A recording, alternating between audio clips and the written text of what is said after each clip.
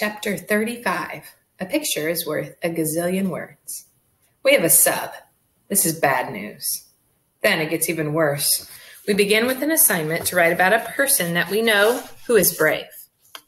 I start to come up with reasons to get out of the assignment. Go to the nurse? I haven't yet met a sub who says no to a trip to the nurse when you tell them you're going to throw up on their shoes. I put on my sick look. Just as I'm about to raise my hand, the sub turns to the class. Where is Allie Nickerson? Freaky. I raise my hand. Oh, I have a note here that says you don't have to write, so you can just draw a picture of your person. My face gets hot. Well, that figures, Shay says. She can practice her coloring, and then there will be Play-Doh and nap time. My toes curl in my sneakers, and I slide down into my chair. The sub looks at Shay and shakes her head. But kids are already laughing, so what's the difference? The sub gives everyone else a piece of lined paper, and she gives me a plain one. I sit, stunned, wondering why Mr. Daniels would do this, betray me. Now I feel like I really am going to throw up. I stand and have to concentrate on walking to move toward the door. Where are you going? The sub asks. Out. You come back here and do your picture. Now. I mean it. I'm finished. What are you talking about? It's blank. No, it's not blank. I drew a ghost in a blizzard. As the door slams behind me, I hear kids laughing at my answer. Soon, I'm keeping Mrs. Silver's chair warm. So, Miss Nickerson, I must admit that I have enjoyed not seeing you lately. Things seem to be better with Mr. Daniels as your teacher. He's keeping you in line? Yeah, he's a peach, I say with cut in my voice. Are you going to call my mom? No, I don't think so. I want you to call her. Please call her. Why? Please, I ask. I don't even know why I'm asking exactly. She looks surprised, but is silent. She dials the phone and talks for a bit, tells her that I've had a tough day. Then she hands the phone to me. She would like to speak with you. I take the phone from her. Allie, what in the world is going on? I try not to cry, I really do, but the tears leak from my eyes. Everything is so tight inside, and I'm so tired of it being this way. It's not like I wake up every day planning to be a failure. And I thought I had finally found someone to help me. And then Mr. Daniels pulls this. Allie, did you hear me?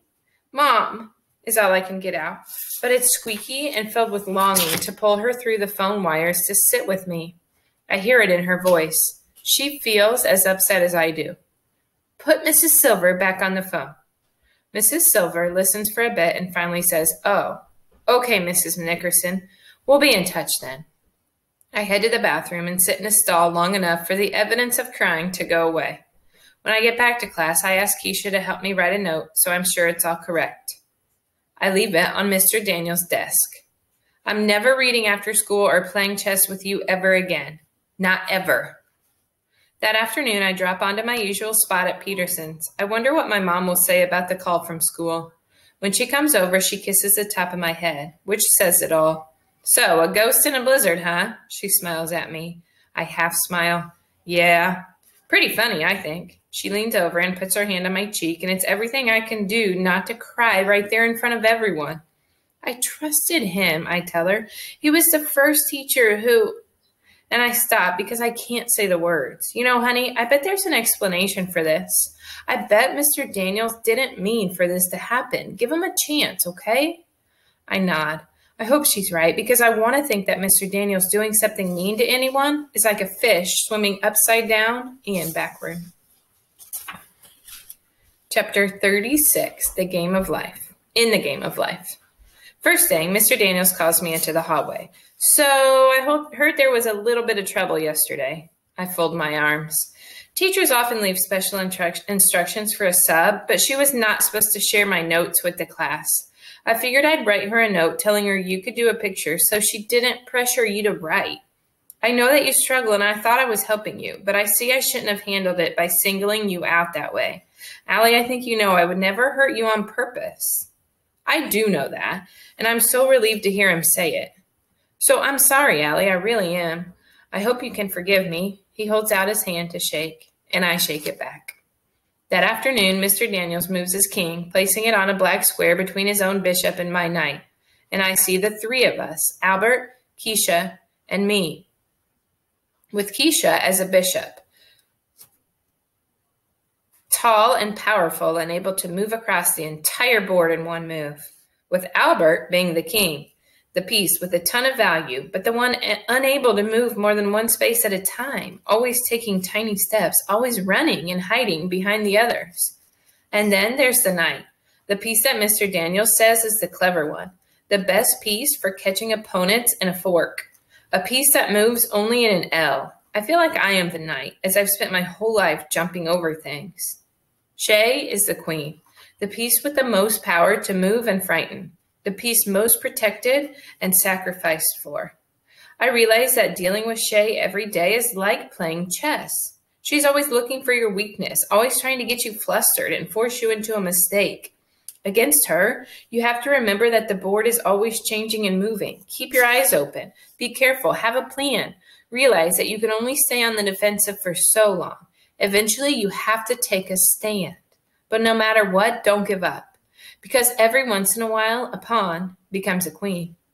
Well, Mr. Daniels asked, pulling me from my mind movie, you've been thinking a long time over there. Thinking about your move? I look back down. I search. I haven't beaten him lately, and I so want to. And then I see it. It's the knight. The answer is the knight. I pick it up, move it, and hold my finger on the top to be sure I haven't made a mistake. Yep, I've put his king in check and given him nowhere else to move. Checkmate. He throws up his hands, but seems happy. You didn't let me win, right? Allie, I have 3 brothers. I am not capable of letting someone win. He laughs a little. I think you're just invincible. And then he winks and begins taking the pieces off the board and putting them in the box. I'm sad the game is over, and I'm relieved that I trust him again. And isn't it funny? I've gone from invisible to invincible. Chapter 37. A chicken, a wolf, and a problem. Because it's Fantastical Friday, Mr. Daniels has planned a puzzle for us to solve. He draws some squiggly lines from top to bottom on the board and tells us it's a river. Then he proves he's the worst artist ever by drawing a chicken, a wolf, and a bag of grain on one side of the water. Mr. Daniels, did you draw that with your eyes closed? Oliver yells. No offense, but that's terrible. He laughs. I'm not offended, Oliver. I have eyes to see it. Then he looks at me. We are not all wired to be gifted artists. Then he adds a little boat, which looks a lot like a banana, on the bank of the river. Okay, he says, here's your problem to solve. You need to get all 3 of these items across the river, but you can only take one item at a time in the boat. You can't leave the wolf alone with the chicken because the chicken will become lunch. You can't leave the chicken with the grain or the grain will become lunch. So how do you get all 3 items across the river? Remember, only one item in the boat at a time. Easy, Oliver yells. You just take the chicken first. What happens after that? Then you take the grain. But what will happen to the grain when you go back for the wolf? After a couple of seconds, Oliver drapes himself over his desk. Mr. Daniels pats Oliver on the back. It's okay, kiddo. It's supposed to be hard. Mr. Daniels turns to Suki. Any idea? She puts her pointer finger on her chin. If you take grain first, wait. If you take wolf, she sighs and shrugs. I don't know. Albert's eyebrows are so scrunched up, they look like they'll cover his eyes. Take a few minutes to try to solve this on your own. Then we'll talk about it in a bit. I can't figure it out. No one can. Most kids have drawn a river and the animals like Mr. Daniels did. After a while, kids start talking to each other. I'm surprised when he doesn't tell us to be quiet while we try to keep solving it. I tear off 3 little pieces of paper and draw the chicken on the first, the grain on the second, and the wolf on the third. I move them around, back and forth across the river. The class is loud now. I pick up my 3 pieces of paper and ask Mr. Daniels if I can work in the hallway because of the noise. Sure, go ahead. I'm out there just a few minutes, moving my pieces around when Shay and Jessica come out. They sit across the hall from me. I guess they came out here to work too? This is dumb, Jessica says. Tell me about it, Shay answers. Who cares about chickens and wolves or whatever? Do you know the answer, Allie? Jessica asks. Why are you asking her? Of course she doesn't know, Shay says. She whispers something to Jessica, and soon after, Shay's holding up signs with words. Can you read this, Allie? I try to ignore them. I am not going to let her see me upset. I remember, life with Shay is like playing chess. Don't get flustered. Don't make mistakes. Aw, you can't read it, can you? The baby voice doesn't bother me as much as the words themselves. I try to concentrate on solving this problem. Shay moves closer to me. You are so stupid, Allie. You know, Mr. Daniels is only nice to you because he feels sorry for you. Come on, Shay, let's go back inside, Jessica squeaks. Don't come on me, Shay snaps. Whose side are you on? I'm on yours, Jessica says. But it isn't the sound of loyalty. It's the sound of fear. I stand up, go into the classroom, and go into the corner behind Mr. Daniels' desk. It's hard for me to push the sound of Shay's voice out of my head, but I remind myself that just because someone says it doesn't make it true. I concentrate on the 3 pieces of paper, the chicken, the wolf, and the grain. I move the pieces of paper around on the floor. It takes me a while, but I realize that you need to take more than 3 trips. You need to take the chicken and then the grain, but then take the chicken back with you and leave it while you take the wolf. Then you leave the wolf with the grain and go back for the chicken. I leap up. I got it! Keisha and Albert are surprised. So am I. Mr. Daniels comes over, and I whisper the answer in his ear. Impressive work, Allie. He says I can go around and help others for the last remaining minutes. Allie, Max says in a loud whisper, what's the answer? Come tell us. Show us how you did it. By now, Shay and Jessica have come back in, and they see me helping Max. When I swing by her, Shay says in a low voice, You're still a loser, Allie, a total and complete loser. But Jessica smiles a bit at me. Mr. Daniels calls us back to our seats. Okay, that was a 2-part assignment. The first was to solve the puzzle. The second was to see who would stick with it, who would work on it until it was solved. Congratulations to the few of you that did.